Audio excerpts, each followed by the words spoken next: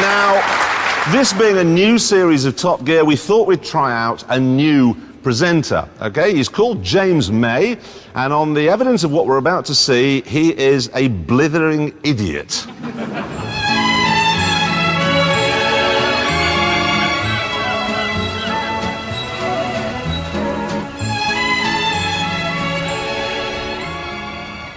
One day, probably in the dentist, you'll find yourself leafing idly through the small ads in the back of a classic car magazine.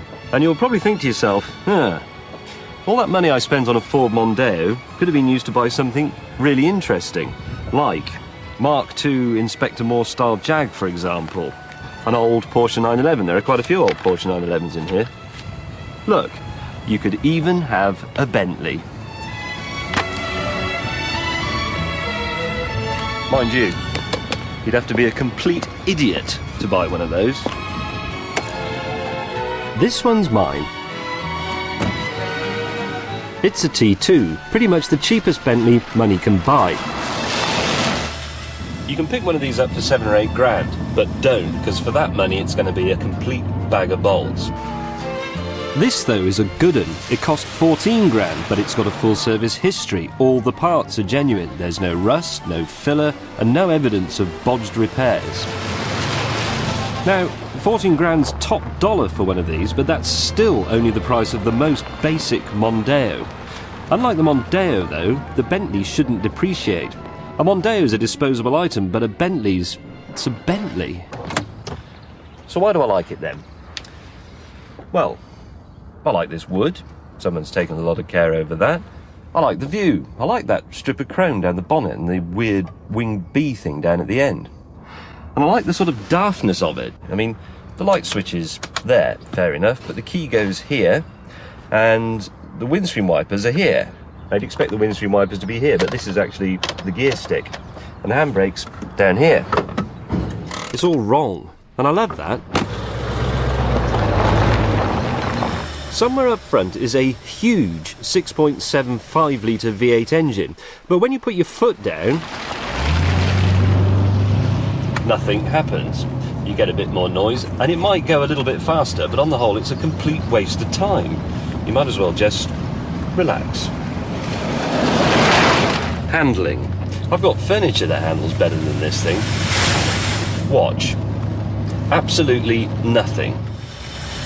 So, it's rubbish to drive, I'm going slower than you, and yes, I look like a failed porn star.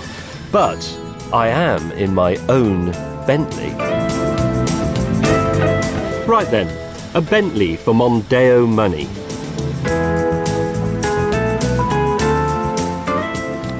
Some of you are pretty tempted by this idea, but hang on, I haven't told you how it ruined my life yet. I said this car doesn't depreciate. But big deal. Who really cares about depreciation anyway? It's just something that goes on all the time when you're in the pub or in bed. It's not something that hurts you every day. For that, you need a Bentley. Every time I go near this thing, it kicks me in the head and runs off with my wallet. It costs 80 quid to fill up and does 15 miles to the gallon, if I drive like an undertaker. I have to rent a king-size garage to keep it in, and it takes up 2 tokens at the jet wash. OK, servicing only costs about the same as it does for a mid-sized BMW, but it has to go in 3 times as often. Which is why my mechanic buys his overalls from Gucci, while I sit at home, eating gruel. Cheap thrills? You want to try this? It's bloody terrifying.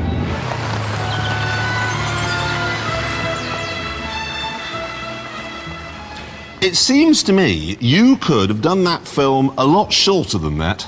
Yes, it's, for the money you spend on a basic Mondeo, you could buy an old Bentley, like I did. Don't. Exactly. Don't go anywhere near it. It's a stupid idea, isn't it? It is. It's fine as a hobby, but this is my only car. You don't even have another car? I don't have another car. Well, how many sacrifices do you have to make? Going for a curry, having mates, having a proper car. In any form of life, and presumably it won't fit in your garage since you live in London. No. Well, actually, that's not quite true. The first 12 feet fit in the garage magnificently, even though I can't actually get out of the car. But then there are 2 feet on the pavement. Yeah, you don't want that. And then the last 3 feet are on the road and get a parking ticket. And if I put the whole car on the road, you have to pay the council tax, obviously. Because it's a house, really. It is. The thing is it's not my sort of car. But then we do differ, don't we? That's why I like it. Yeah, exactly. You just look at what I say and go, he's wrong. I looked in Auto Trader and I thought, what wouldn't Jeremy buy out of all these cars? That one. Yeah, I'll have I that. respect that in a man. I really do. You said in the film you have to rent a garage. Yeah. Well, how far away? I don't know, 7 miles or so. You rent a garage 7 miles from your house. How do you get there, then? On my folding bicycle, obviously. You are mad. You're just clinically insane running a car like this. I think you may be missing an essential point, though, Jeremy. Comfy, though, but this sort of thing. What like this? This is the one with the firm suspension, actually. No, is it really? Yeah, the T is for firm suspension. It's got something rather preposterously called the Harvey Bailey handling kit. Harvey Bailey didn't know anything about suspension either, No. by the looks of things. Despite all that, I think, well, let's say, of all the cars in this studio, this one is actually the cheapest. No, it's isn't it? the Smart's cheaper. That's 30. It's £500 cheaper. You can have a Smart, Okay, well, which doesn't do this. this would have been cheaper. This would have been cheaper if I'd not felt sorry for the bloke who was selling it and haggled a bit more. Then That's I'd a have probably British got it. disease. It is a British disease. Well, I a very feel really British sorry car. for him. Yeah. Am I right in saying this car is so cool that most people, by which I mean Jeremy, don't realise it yet? Okay, hands up if you think it's a cool car. Yes. That's 1, 2, 3. And on that bombshell, let's do the news, shall we?